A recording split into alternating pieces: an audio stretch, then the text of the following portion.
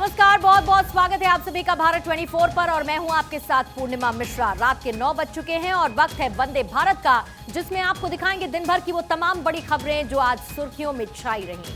अगले 1 घंटे में हर एक बड़ी खबर आप तक पहुंचाएंगे। तो आइए खबरों का सिलसिला शुरू करते हैं, दिखाते हैं आपको इंडिया टू इंटरनेशनल पूरा हाल वंदे भारत।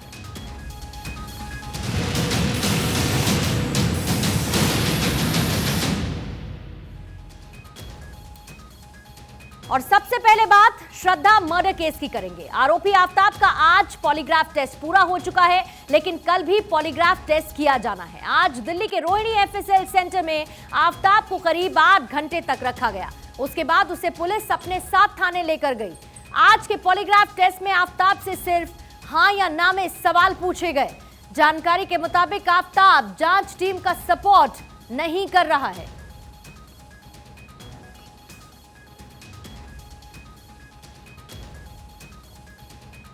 लगातार आफ्ताब से सच उगलवाने की कोशिश हो रही है। प्री पॉलीग्राफ टेस्ट और उसके बाद आज हुआ पॉलीग्राफ टेस्ट, जिसमें कोशिश की गई आफ्ताब जिस तरीके से जांच को भटकाने की कोशिश कर रहा है वो साफ हो सके, सारा सच जांच टीम के सामने आ सके, जिसके बाद अब पॉलीग्राफ टेस्ट खत्म होने की जानकारी मिल रही है। इस पर और ज्यादा जानकारी के लिए सीधा रुख करेंगे। कन्हैया शुक्ला हमारे संवाददाता इस वक्त हमारे साथ जुड़ चुके हैं। कन्हैया, 8 घंटे तक लैब में अंदर रहा है आफ्ताब, किस तरीके के सवाल और क्या सपोर्ट वो नहीं कर रहा है जैसा कि जांच टीम कह रही है? देखिए पूर्णिमा, आपको बता दें कि यहाँ पर आफ्ताब जो श्रद्धा हत्याकांड का आरोपी है, उसको पुलिस जो महरौली पुलिस है यहाँ पर जांच के लिए करीब 11:50 पर लेकर के आई थी, जिसके बाद 12:30 बजे आफ्ताब का जो टेस्ट है, पॉलीग्राफ टेस्ट है, वो शुरू किया गया है। लेकिन बताया जा रहा है कि आफ्ताब पॉलीग्राफ के जो टेस्ट है, जिसमें जो उससे सवाल पूछे जा रहे हैं, उस सवालों का बहुत ही सातिर अंदाज से उसका जवाब दे रहा है। या तो हाँ या ना में दे रहा है, या तो सिर्फ एक लाइन में उसका जवाब दे रहा है। पुलिस को सारे जो घटनाक्रम है उसकी पूरी डिटेल आफ्ताब से इकट्ठा करनी है, लेकिन आफ्ताब ये बात अच्छी तरीके से जानता है, क्योंकि वो इंटरनेट पे इन सब चीज़ों के बारे में पढ़ चुका है कि इस तरीके की जांच में वो कैसे बच सकता है पुलिस के जांच से। इसलिए वो बहुत ही सातिर अंदाज में दे रहा है। इसलिए पॉलीग्राफ का जो टेस्ट है वो काफ़ी लंबा आज खींचा गया है। आज बहुत लंबे समय तक जो है उससे सवाल जवाब किए गए हैं। बहुत ज़्यादा प्रेशर भी आरोपी के ऊपर नहीं डाल सकती है जो डॉक्टर की टीम है। इसके बाद कल भी जो पॉलीग्राफ का टेस्ट है अभी ओवर नहीं हुआ है, कल भी ये जो टेस्ट है वो कंटिन्यू होगा। कल फिर से उसका पॉलीग्राफ टेस्ट आगे बढ़ेगा।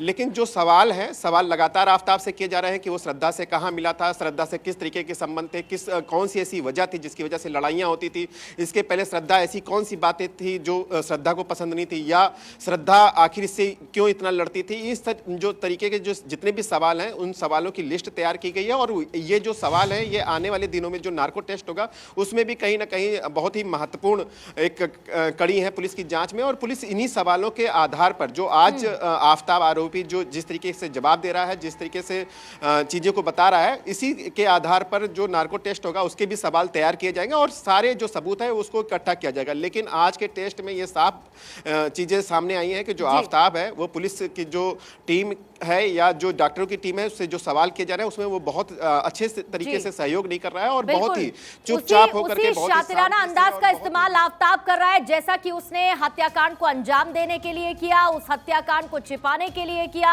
अब उस हत्याकांड में वो घिर ना जाए, किसी तरीके के सबूत पुलिस के हाथ ना लग जाए, इसी तरीके से सवालों से बचने की कोशिश और एक तरीके से स्मार्ट प्ले करने की कोशिश आफ्ताब करता हुआ नजर आ रहा है। बहुत बहुत शुक्रिया कन्हैया इस पूरी जानकारी के लिए। लगातार इस बड़ी खबर पर डेवलपमेंट्स हो रहे हैं। श्रद्धा मर्डर केस में पुलिस लगातार नए नए सबूत भी तलाश कर रही है। आफ्ताब का पॉलीग्राफी टेस्ट हो चुका है। 8 घंटे तक वो लैब में रहा, जिसमें कई सवाल दागे गए। आफ्ताब के लिव इन रिलेशनशिप से लेकर श्रद्धा के हत्या तक के कई सवाल पूछे गए। 2 राउंड की हुई पूछताछ में आफ्ताब के पर्ल्स रेट में कई बार उतार चढ़ाव देखा गया। पूछताछ के दौरान कई बार आफ्ताब असहज हुआ, लेकिन बड़ी बात यह है कि इस पूछताछ के दौरान आफ्ताब जांच टीम को सपोर्ट नहीं कर रहा है। अब तक आपने आफ्ताब की हैवानियत की कहानी सुनी। अब तक आपने सुना कि कैसे आफ्ताब ने श्रद्धा के टुकड़े टुकड़े कर दिए। आपने देखा कि कैसे श्रद्धा के टुकड़ों को तलाशने के लिए पुलिस महरौली के जंगलों की खाक छानती रही। आपने ये भी देखा कि पुलिस बार बार आफ्ताब के घर जाती रही, क्राइम सीन को रिक्रिएट करती रही, आपने देखा कि पुलिस ने कुछ हड्डियां और जबड़ा बरामद कर लिया है। मगर अब समय है सच के सामने आने का, क्योंकि आफताब को आज पुलिस पॉलीग्राफ टेस्ट के लिए ले गई। विशेषज्ञों की मौजूदगी में आफताब का पॉलीग्राफ टेस्ट हुआ। बताया जा रहा है कि आफताब से पहले राउंड में 18 सवाल पूछे गए, जबकि दूसरे राउंड में करीब 50 सवाल पूछे गए। इन्हीं सवालों से श्रद्धा मर्डर केस का सच सामने आना है। इन्हीं सवालों का सिरा पकड़कर पुलिस को सबूतों तक जाना है। इन्हीं सवालों के जवाब के जरिए आफताब का गुनाह साबित करना है। आफताब जब से पुलिस की गिरफ्त में आया है तब से उसने कई बार पुलिस को गुमराह किया है। वो किसी पेशेवर अपराधी के जैसा व्यवहार लगातार कर रहा है। ऐसे में सवाल उठ रहा है कि क्या आफताब के दिमाग में अभी भी कोई प्लान चल रहा है। आफताब से पूछताछ के बाद और कई कड़ियों को जोड़ने के बाद कई तरह के सवाल खड़े हो रहे हैं। सवाल ये है कि क्या श्रद्धा को मारने की प्लानिंग आफताब ने पहले कर ली थी। श्रद्धा ने 2 साल पहले जो पुलिस से शिकायत की थी उसे श्रद्धा ने वापस ले लिया था, लेकिन क्या आफताब ने तभी से ही श्रद्धा को मारने की तैयारी कर ली थी। आफताब को पुलिस को शनिवार को कोर्ट में पेश करना है। पुलिस की चिंता इसलिए भी बढ़ रही है क्योंकि उसे इस सवालों के जवाब 2 दिनों में तलाशने हैं। वक्त कम है और टास्क बड़ा, इसलिए पॉलीग्राफ के बाद आफताब का नैर्को टेस्ट भी जल्द ही कराया जा सकता है। पॉलीग्राफ टेस्ट हो गया है, नैर्को टेस्ट बाकी है। साथ ही बाकी हैं वो सबूत जो पुलिस को कोर्ट में पेश करने हैं और आफताब को किए गए उसके गुनाहों की सजा मिलेगी। उम्मीद है कि इस हत्याकांड का सच जनता के सामने होगा। तो पॉलीग्राफी टेस्ट जो कल भी जारी रहेगा, उसके बाद नार्को टेस्ट की तैयारी है और आफताब से 2 राउंड में पूछताछ की गई है, जिसमें पहले राउंड में 18 सवाल जबकि दूसरे राउंड में करीब 50 सवाल पूछे गए। और इस पूछताछ के दौरान आफताब से जो सवाल पूछे गए उनकी जानकारी भी हम आपको दे देते हैं। पहला सवाल और बहुत महत्वपूर्ण सवाल ये पूछा गया कि श्रद्धा से मुलाकात कैसे हुई।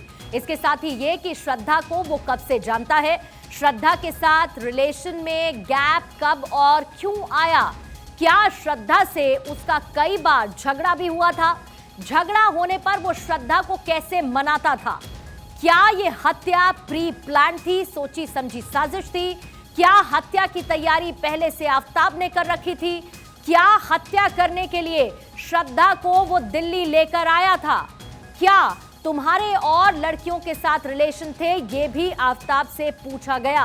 क्या दूसरी लड़कियों के साथ रिलेशनशिप की बात से श्रद्धा अवगत थी, जानती थी, क्या श्रद्धा से लड़ाई दूसरे अफेयर्स की वजह से होती थी, श्रद्धा के शव को किस तरीके से ठिकाने लगाया, क्या किसी और ने तुम्हारी मदद की, यह भी आफताब से पूछा गया। श्रद्धा की हत्या के बारे में किस किस को तुमने बताया, श्रद्धा के कपड़े और फोन कहां हैं, हत्या में किस हथियार का इस्तेमाल किया गया, श्रद्धा के टुकड़ों को, उसके शव के टुकड़ों को कहां कहां पर फेंका गया और इस हत्याकांड को छिपाने की कोशिश की गई। लेकिन शनिवार को पुलिस आफताब को कोर्ट में पेश करने वाली है और पुलिस के पास बस 2 दिन का वक्त है और इन्हीं 2 दिन में वो आफताब के सारे राज उगलवाना चाहती है। यानी पॉलीग्राफी टेस्ट के दौरान ये तो बात समझ में आ चुकी है कि आफताब कई बार असहज महसूस उसने किया।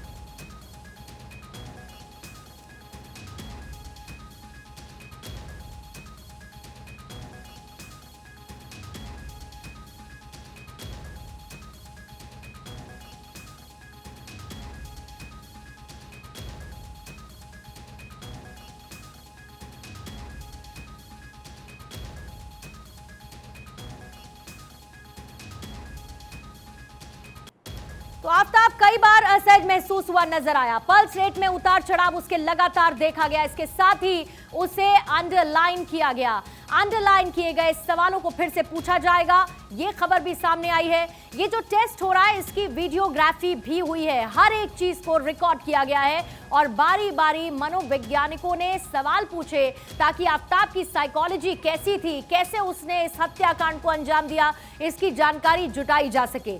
एक पूछताछ करके बाहर आता तो दूसरा अंदर जाता और पूछताछ से पहले आफताब को रिलैक्स किया गया था, जो कि इसकी एक आम प्रक्रिया है। 7 सवाल पूछने के बाद श्रद्धा की हत्या को लेकर सवाल जवाब शुरू हुए और उसके बाद उन तमाम सवालों को सामने रखा गया जो अभी अभी हमने आपके सामने रखे। यानी कि आफताब से वो सवाल पूछे गए और उन सवालों के साथ उनका जवाब जानने की कोशिश की गई है। अगली खबर है जामा मस्जिद को लेकर। जामा मस्जिद में महिलाओं की एंट्री पर बैन लगाए जाने के बाद खूब हंगामा हुआ, जिसके बाद इमाम की ओर से इस फैसले को पलट दिया गया। लेकिन इसमें पूरा विवाद किस तरीके से उभर कर सामने आया और पूरे दिन इस मामले में क्या डेवलपमेंट्स रहे हैं, पहले रिपोर्ट देखिए। दिल्ली की जामा मस्जिद प्रबंधन कमेटी की ओर से एक फरमान जारी हुआ, जिसके बाद सोशल मीडिया से लेकर दिल्ली की गलियों तक बवाल मच गया। वो फरमान था कि अब जामा मस्जिद में अकेली लड़की को एंट्री नहीं दी जाएगी, यानी जामा मस्जिद में लड़कियों के एंट्री पर पाबंदी लगा दी गई है, जिसके बाद से इस आदेश के खिलाफ कई लोगों ने मोर्चा खोल दिया।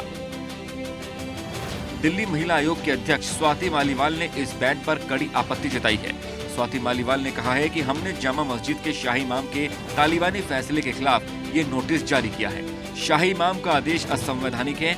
उन्हें क्या लगता है कि ये ईरान है कि वे महिलाओं के साथ खुलेआम भेदभाव करेंगे और कोई नहीं रोकेगा? मस्जिद प्रशासन की ओर से लगाए गए इस बैन को हम हटवा कर रहेंगे। आज दिल्ली की जामा मस्जिद में शाही इमाम ने एक बोर्ड लगा दिया है कि अब से महिलाओं की एंट्री जामा मस्जिद के अंदर पूरी तरीके से बैन है। ये शर्मनाक है और सीधे सीधे एक गैर संवैधानिक हरकत है। इन्हें क्या लगता है कि ये देश भारत नहीं है, ये देश ईरान है कि महिलाओं के खिलाफ खुले में भेदभाव करेंगे और कोई कुछ नहीं कहेगा? जितना हक एक पुरुष का इबादत करने का है, उतना ही हक एक महिला का भी इबादत करने का है। कोई भी संविधान के ऊपर नहीं है। इस तालिबानी हरकत के लिए दिल्ली के जामा मस्जिद के शाही इमाम को हमने नोटिस इशू करा है। ये जो बैन इन्होंने कल लगाया है, इसको हर हाल में हटवा के रहेंगे। दूसरी ओर विश्व हिंदू परिषद ने भी इस फैसले की आलोचना की है। वीएचपी ने बैन को लेकर कहा है कि इन कट्टरपंथी सोच वालों को ईरान की घटनाओं से सबक लेना चाहिए। वहीं विनोद बंसल ने एआईएमआईएम चीफ असदुद्दीन ओवैसी पर निशाना साधते हुए कहा कि भाग्यनगर के भड़काऊ भाईजान कहां हैं, जो सपना पाल बैठे हैं कि बुर्का नशी कोई बहन देश की प्रधानमंत्री बनेगी। जामा मस्जिद प्रबंधन की ओर से फरमान पर सफाई भी आई है। मस्जिद प्रबंधन की ओर से कहा गया है कि जो लड़कियां अकेली आती हैं, वो यहाँ गलत हरकतें करती हैं, वीडियो बनाती हैं, उसे रोकने के लिए ये फैसला लिया गया है। फैमिली के साथ आने पर कोई पाबंदी नहीं है, लेकिन इसे मीटिंग पॉइंट बनाना, पार्क समझ लेना, टिकटॉक वीडियो बनाना, डांस करना किसी भी धर्मस्थल के लिए मुनासिब नहीं है। मस्जिद इबादत के लिए है और इसका इबादत के लिए ही इस्तेमाल हो। बहरहाल इस हो हल्ला और हंगामे के बाद जामा मस्जिद के फैसले को इमाम ने पलट दिया और मस्जिद में लड़कियों के अकेले एंट्री पर लगी रोक को हटा दिया। LGVK सक्सेना ने शाही इमाम से इस मसले पर बात की थी, जिसके बाद अब इमाम ने यह नया फरमान जारी किया। तो महिलाओं की एंट्री पर पाबंदी लगाई और पाबंदी के ठीक बाद जब दबाव बना तो इस फैसले को वापस ले लिया गया है। लेकिन इसमें भारत 24 के ऊपर दिखाई गई खबर का बड़ा असर माना जा रहा है। लेकिन इस बारे में आपको यह भी जानकारी दे देते हैं कि कैसे मस्जिद में महिलाओं की एंट्री को लेकर इस्लाम क्या कहता है, किस आधार पर यह पाबंदी लगाई गई थी। तो इबादत को लेकर महिला पुरुष में कोई फर्क नहीं, ये इस्लाम कहता है। महिलाओं को भी इबादत करने का बराबरी का अधिकार है, ये भी इस्लाम में है। इसके साथ मक्का मदीना में महिलाओं की एंट्री पर बैन नहीं है, ये भी उन्हें समझना चाहिए जो इस्लाम का हवाला देते हैं। यरूशलेम की अल अक्सा मस्जिद में एंट्री पर बैन नहीं है, लेकिन जामा मस्जिद में इसकी कोशिश की गई। कई मस्जिदों में महिलाओं की एंट्री पर हालांकि बैन है। इसके साथ ही सुप्रीम कोर्ट में जनहित याचिका भी इसी बाबत दायर की गई है, क्योंकि ऐसे फरमान, ऐसे कई फैसले बार बार सामने आते रहते हैं। एंट्री को लेकर मस्जिद प्रबंधन फैसला करता है। मस्जिद का प्रबंधन ये फैसला करता है कि महिलाओं को एंट्री मिलनी चाहिए या नहीं मिलनी चाहिए। कई मस्जिदों में नमाज पढ़ने के लिए अलग जगह महिलाओं के लिए सुनिश्चित की गई है। केरल में एक महिला जुमे की नमाज के लिए पहुंच चुकी है और इसके साथ ही भारत की पहली महिला इमाम जामिदा बीबी बनी, जो कि पहली। AIMPLB ने कहा इस्लाम मस्जिद में आने से नहीं रोकता है, ये क्लियर है, लेकिन उसके बावजूद जामा मस्जिद में ये फरमान जारी किया गया। और आइए इस बड़ी खबर के बाद वंदे भारत में आगे बढ़ते हैं। मिशन गुजरात की हम बात कर रहे हैं। बीजेपी उसमें कैसे जुटी हुई है। बीजेपी किसी भी कीमत पर इस अभेद्य किले को खोना नहीं चाहती। बीजेपी के तमाम बड़े बड़े दिग्गज लगातार चुनावी मैदान में हैं और प्रधानमंत्री मोदी का आपसे थोड़ी ही देर पहले हमने जिक्र किया, उनकी बावला की रैली का भी जिक्र किया, लेकिन उससे पहले बनासकांठा, मोडासा, दहेगाम और उसके बाद फिर बावला, वहां पर भी प्रधानमंत्री मोदी पहुंचे थे, जिसकी 4 तस्वीरें अभी अभी आपने देखी और इन चारों रैलियों में प्रधानमंत्री मोदी की मौजूदगी थी। गुजरात में चुनाव प्रचार की कमान पीएम मोदी ने अपने हाथों में ले रखी है। पीएम मोदी लगातार गुजरात में चुनाव जनसभा को संबोधित कर रहे हैं। पालनपुर में पीएम मोदी ने 5P का फॉर्मूला दिया। पीएम ने कहा कि आपका गुजरात विकसित गुजरात बने और दुनिया के समृद्ध देशों की बराबरी में पीछे ना हो, इसके लिए हमने कमर कस ली है। भाइयों बहनों, विकासना तो એટલા બધા કામ થયા છે કે તમે ગણ્યા જ કરો, ખૂટે જ નહીં। તમે કોઈ પણ વિષય લો અને મારો તો દાવો છે, ગયા 20 વર્ષમાં અમે આપે જે અમને કામ કરવાની સેવા આપી છે ને।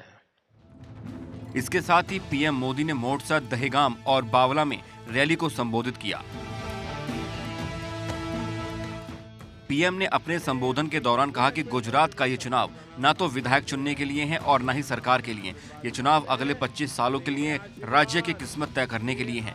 केंद्र और गुजरात की सरकारों ने विकास के बहुत सारे काम किए हैं, लेकिन अब समय लंबी छलांग लगाने का है।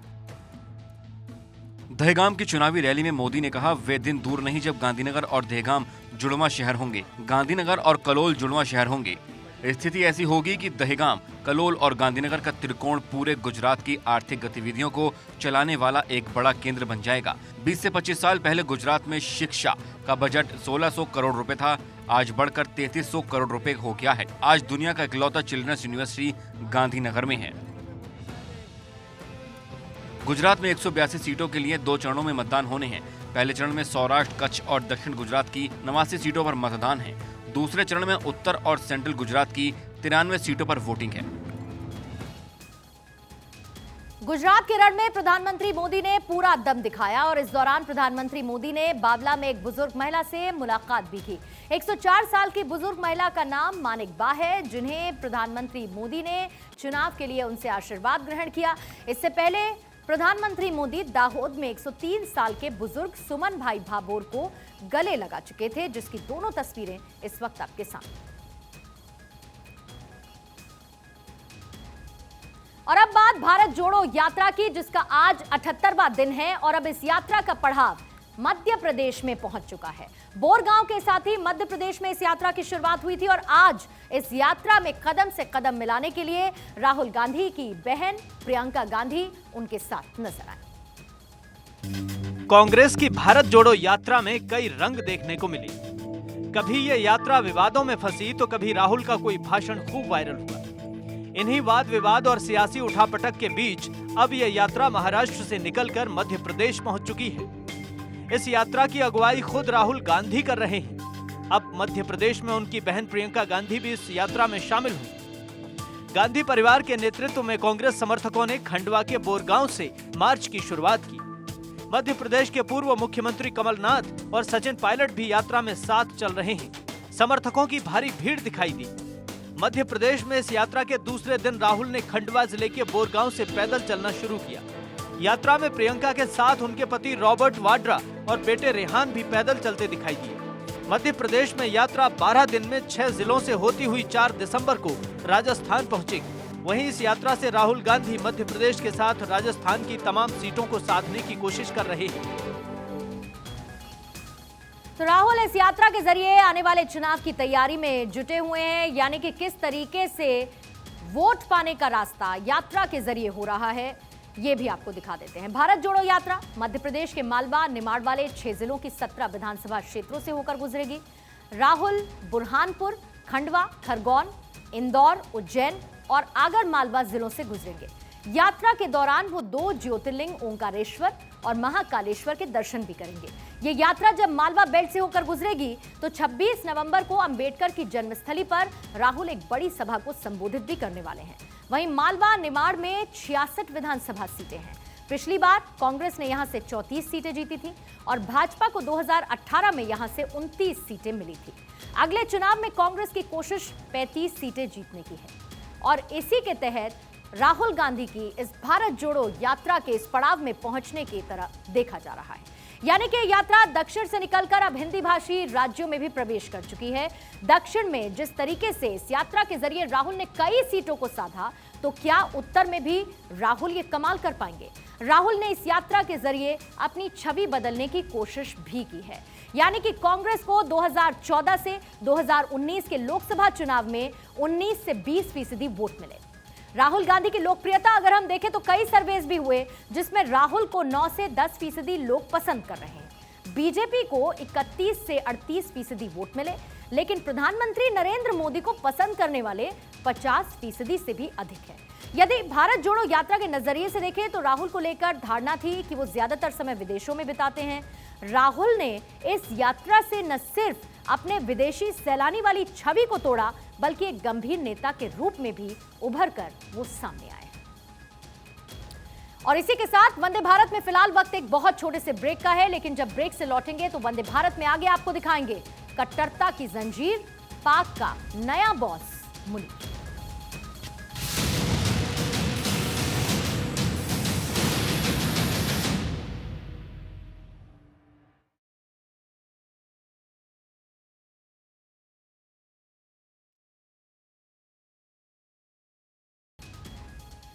ब्रेक के बाद स्वागत है आप सभी का। आप देख रहे हैं वंदे भारत। बात ऋचा चड्ढा की, जिनके गलवान को लेकर किए गए ट्वीट के बाद सोशल मीडिया पर जमकर बवाल हो रहा है। ऋचा के बयान पर लोगों ने उन्हें ट्रोल किया। हालांकि हंगामा बढ़ने के बाद ऋचा चड्ढा ने माफी मांग ली, लेकिन लगता यही है कि ऋचा अपने बयान से नई कंट्रोवर्सी में जरूर फंस गई।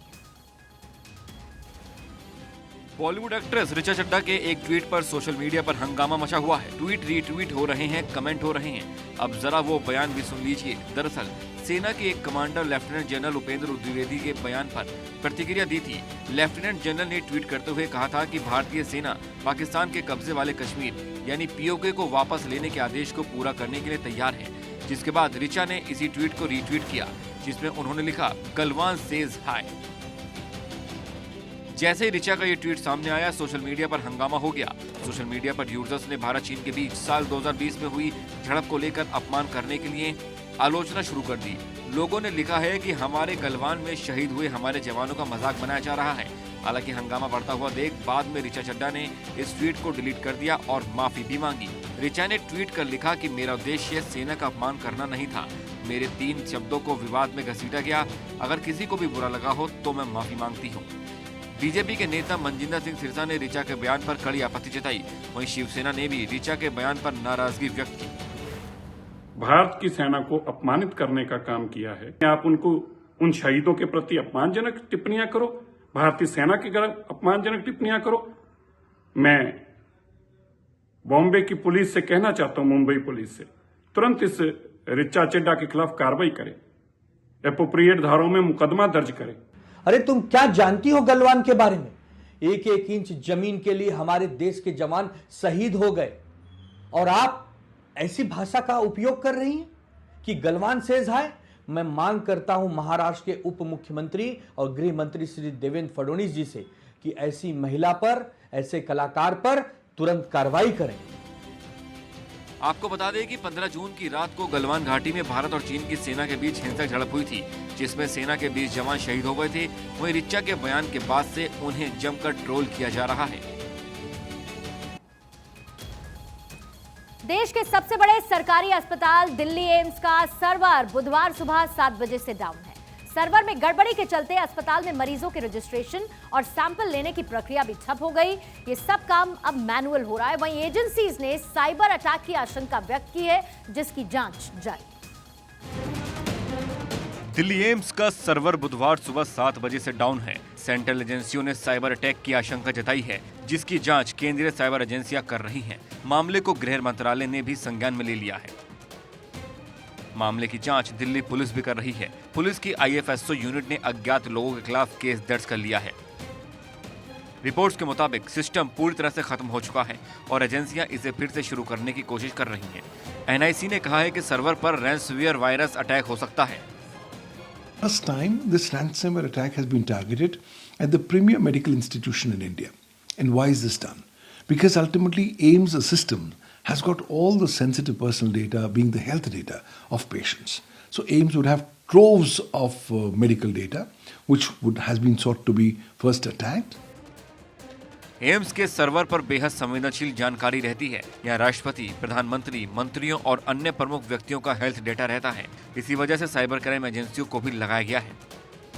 देश का सबसे बड़ा अस्पताल दिल्ली एम्स पर सुबह 7 बजे से साइबर अटैक हुआ है, जिसके बाद अभी तक साइबर अटैक की कारण पता नहीं चल पाई है कि आखिर किस वजह से दिल्ली एम्स के सर्वर डाउन सुबह 7 बजे से चल रही है, क्योंकि दिल्ली एम्स देश का सबसे बड़ा और सुप्रसिद्ध अस्पताल है। यहाँ पर इलाज कराने के लिए देश भर से मरीज आते हैं। उन सभी मरीजों को तकलीफें झेलनी पड़ रही है, क्योंकि दिल्ली एम्स में सब कुछ ऑनलाइन हो रखी है। ऐसे में जो मरीज देश भर से यहाँ पर इलाज कराने के लिए आते हैं, उनको तकलीफें झेलनी पड़ रही है, क्योंकि यहाँ पर ऑनलाइन एडमिशन भी लेना पड़ता है। साथ ही आपकी पेशेंट की जो एक डॉक्टर से दूसरे डॉक्टर के पास जो इलाज कराने के लिए जाते हैं, चाहे कोई चेकअप कराने के लिए जाते हैं, सब कुछ ऑनलाइन होता है। जिस वायरस से सर्वर पर अटैक की आशंका है वो रैंसमवेयर है, जो एक तरह का मालवेयर होता है जो कंप्यूटर में घुसकर एक्सेस हासिल कर लेता है और सभी फाइल को एन्क्रिप्ट कर देता है। डेटा और एक्सेस वापस देने के एवज में फिरौती की मांग करता है। आसान भाषा में इसे किडनैपिंग समझ सकते हैं। कोई लुटेरा आपके सिस्टम और डेटा को कैद कर लेता है और उसके बदले फिरौती मांगता है। पाकिस्तान की शहबाज शरीफ सरकार ने नए सेना प्रमुख का ऐलान कर दिया है। लेफ्टिनेंट जनरल असीम मुनीर को नया आर्मी चीफ बनाया गया, जो 29 नवंबर को कमर जावेद बाजवा के रिटायर होने के बाद पद ग्रहण कर लेंगे। असीम मुनीर को भारत विरोधी माना जाता है। ऐसे में कहा यह जा रहा है कि अब भारत पाकिस्तान के रिश्ते में और दूरियां आ सकती हैं। पाकिस्तानी सेना की कमान अब कट्टरता में नंबर 1 माने जाने वाली असीम मुनीर के हाथ में होगी, जिसको लेकर शहबाज शरीफ सरकार ने ऐलान कर दिया है। असीम मुनीर 29 नवंबर को बाजवा के रिटायर होने के बाद पाक आर्मी की कमान संभालेंगे। असीम मुनीर ने पुलवामा आतंकी हमले की साजिश रची थी। 2019 में जब हमला हुआ था तब वे पाकिस्तान की खुफिया एजेंसी ISI चीफ थे। लिहाजा माना जा रहा है कि असीम मुनीर के पाक सेना प्रमुख बनने से भारत और पाकिस्तान के रिश्ते में और दूरियां बढ़ सकती हैं। असीम मुनीर ने ISI प्रमुख बनने से पहले उत्तरी क्षेत्र के कमांडर और मिलिट्री इंटेलिजेंस के डायरेक्टर जनरल का पद भी संभाला था, तो कहा जाता है कि उन्हें जम्मू कश्मीर की पूरी भौगोलिक जानकारी है।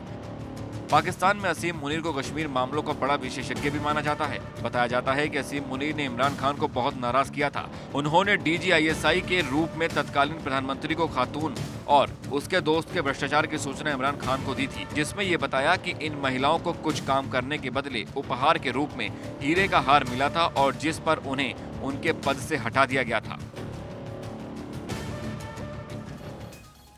रूस यूक्रेन युद्ध के चलते यूरोपीय देशों ने रूस पर तमाम प्रतिबंध लगा दिए, जिसके बाद उसने सस्ता क्रूड ऑयल बेचकर अपनी अर्थव्यवस्था को बचाने का रास्ता ढूंढा। लेकिन अब EU इसे भी बंद करने की तैयारी में है, जिसके लिए रूस के क्रूड ऑयल पर प्राइस कैप लगाने का प्लान बना लिया गया। रूस यूक्रेन युद्ध के बीच पश्चिमी देशों के प्रतिबंधों से अपनी अर्थव्यवस्था को बचाने के लिए रूस ने सस्ती कीमत पर क्रूड ऑयल बेचने का तरीका निकाला, जिसका फायदा भारत समेत कई बड़े क्रूड ऑयल उपभोक्ता देशों को हुआ। लेकिन अब पश्चिमी देशों ने रूस से आने वाले कच्चे तेल पर प्राइस कैंपिंग का प्लान बनाया है, जिसका असर भारत पर भी पड़ेगा और पेट्रोल डीजल के दाम बढ़ सकते हैं। रिपोर्ट्स के मुताबिक यूरोपीय यूनियन ने रूसी कच्चे तेल की कीमत $65 से $70 प्रति बैरल फिक्स करने की तैयारी की है, जो रूस में कच्चे तेल की उत्पादन लागत से काफी ज्यादा है। इस प्राइस कैप में व्यापार करने से रूस को नुकसान होगा, क्योंकि जो देश रूस से सस्ता तेल खरीद रहे हैं वो रूस से तेल खरीदना कम कर देंगे। रूसी क्रूड ऑयल पर प्राइस कैप लागू करने के लिए यूरोपीय यूनियन के राजदूतों की बैठक भी हुई है।